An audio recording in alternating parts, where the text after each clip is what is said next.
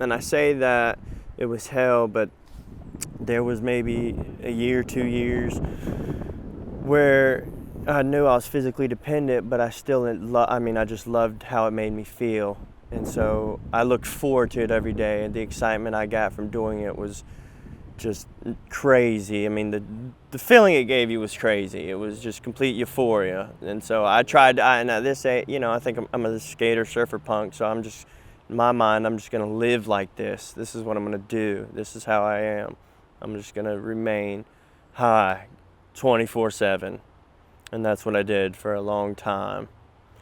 And then it basically, it got to the point, and I knew I needed help here and there. I knew I eventually would need to go to rehab. I just couldn't go through the withdrawals on my own. Wasn't able to do that ever.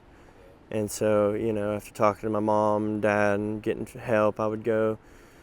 This is at the beginning of my addiction still. I would go to a rehab and I'd do 30 days. And then even then, I would really think I'd be done with it. Like I would, in my mind, I'm never touching that stuff again. That was awful. Can't believe I went down this road. These are the roads that you hear about not to go down, and I'm going down it, and it's not good. But anyway, I leave these rehabs with confidence. I'm not going to use again. I'm not going to do it. I'm done. I'm ready to get my life back on course. Go back to school, do whatever. I'm good now. I got this behind me. I finally feel good. I finally wake up in the morning with my bones not crawling and feeling bad. I'm ready to do this. And I'd come home from rehab, and within just a couple of days, every time I'd full blown relapse every time.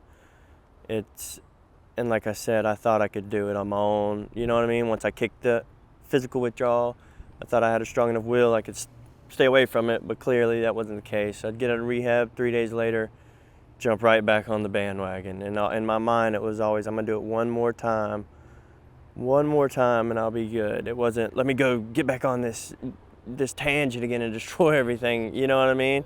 This crazy show, let me just do it one more time, that's it. And I'd go do it one more time, and the next morning I'd wake up, damn, that felt good, let me do it today. Next day, damn, that felt good, I'm gonna do it again. And then I'm right back on the trail.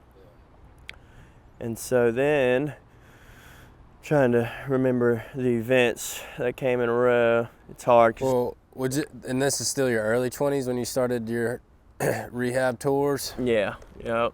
Yeah. Yep, early 20s.